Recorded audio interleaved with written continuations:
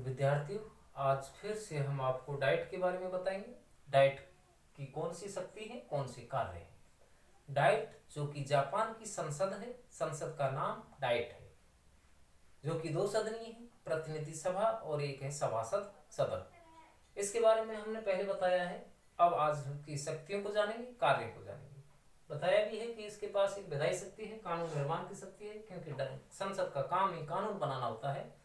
तो ये क्या है कि जब कोई विधेयक, आपको पता है कि जब प्रतिनिधि सभा में और आपके सभासद सदन में रख दिया जाता है, पारित हो जाता है दोनों से, तो सम्राट के पास जाता है।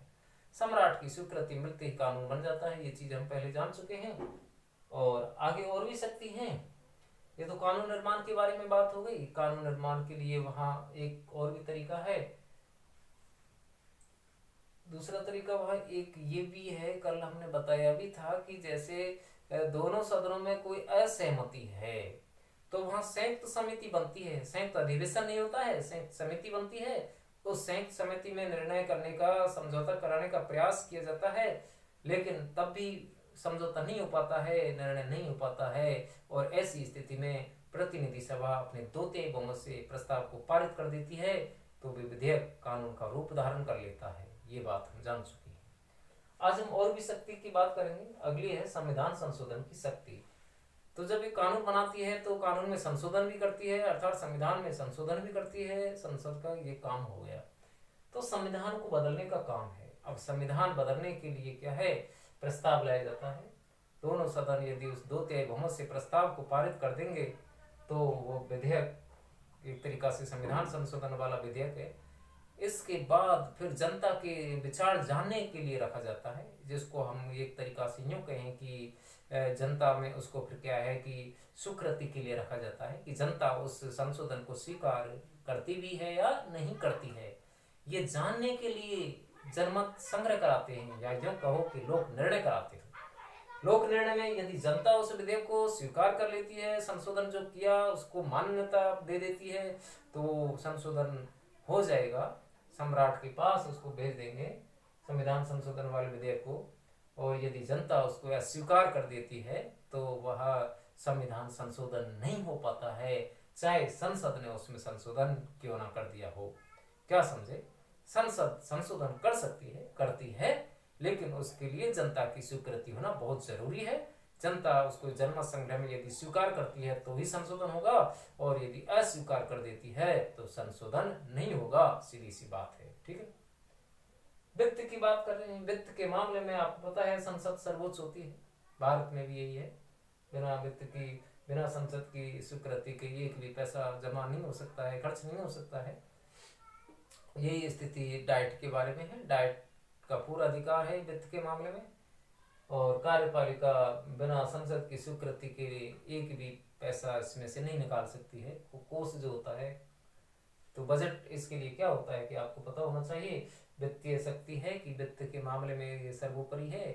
जब कार्यपालिका अपना कोई बजट बना करके संसद में भेजती है तो संसद उसको पारित करती है। तो वित्त के मामले में इसको शक्ति दी गई है कि यह वित्त विधेयक पर अपनी सहमति देती है, अपनी स्वीकृति देती है। इसकी अनुमति के बिना न तो 1 रुपये जमा हो सकता है कोष में, और न ही निकाला जा सकता है।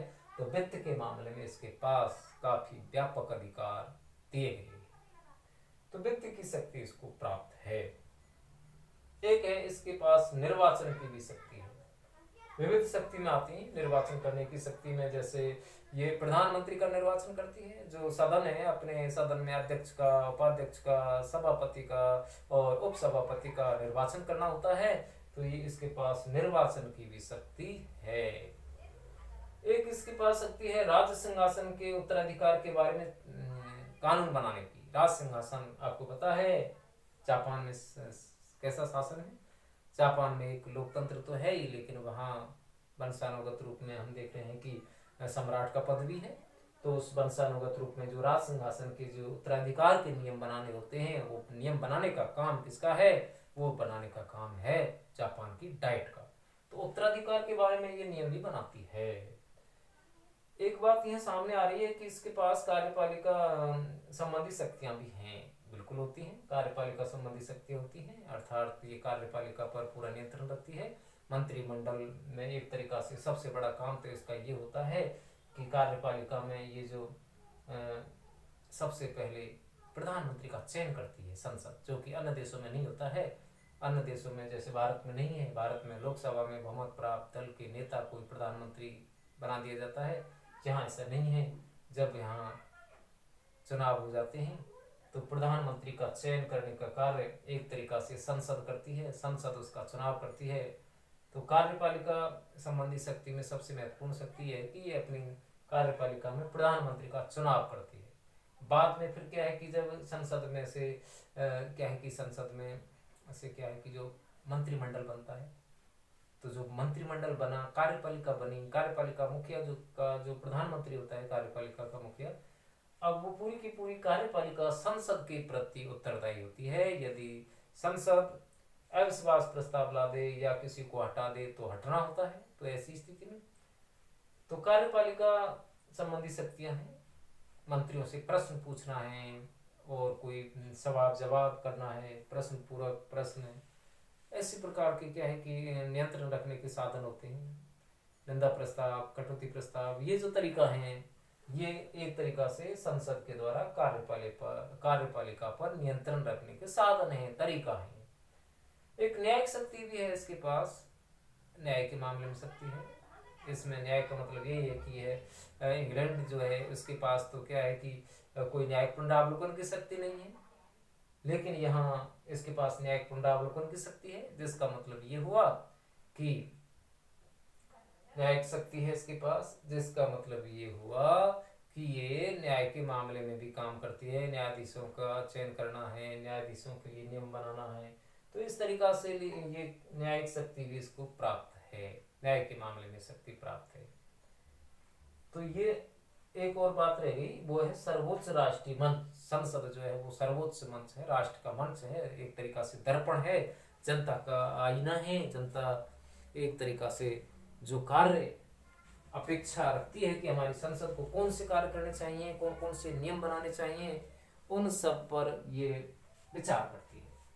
तो ये राष्ट्रीय मंच है, एक सर्वोच्च मंच हो गया। इसमें एक बार और विचार करते हैं कि डाइट जो है कानून निर्माण करने वाली संस्था है। कानून निर्माण के अलावा और भी इसको काम करने होते हैं।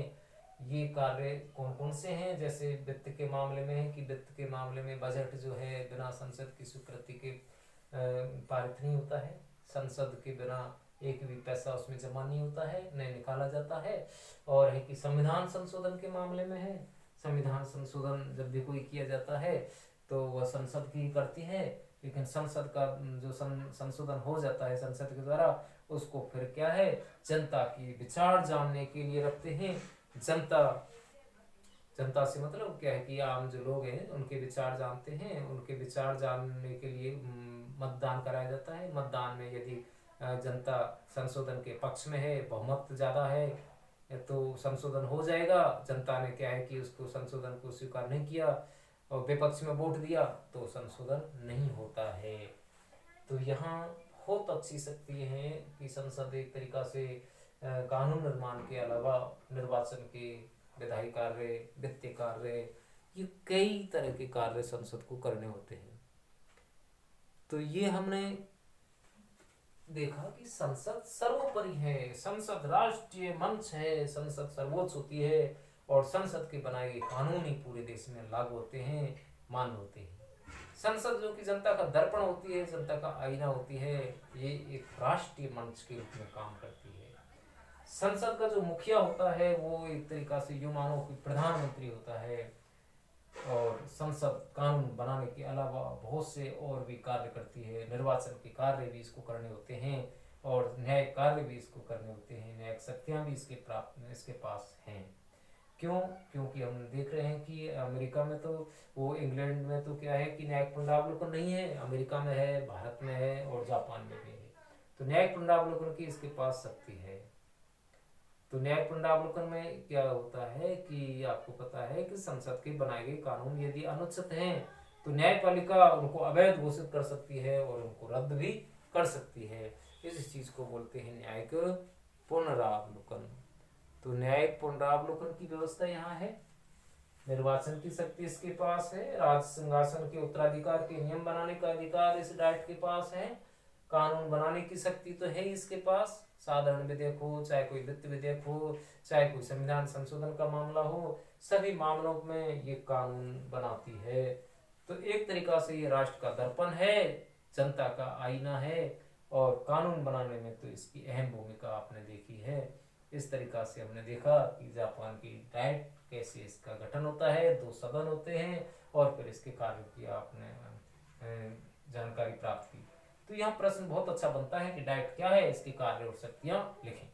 तो ये प्रश्न आ सकता है, परीक्षा की दृष्टि से काफी महत्वपूर्ण है।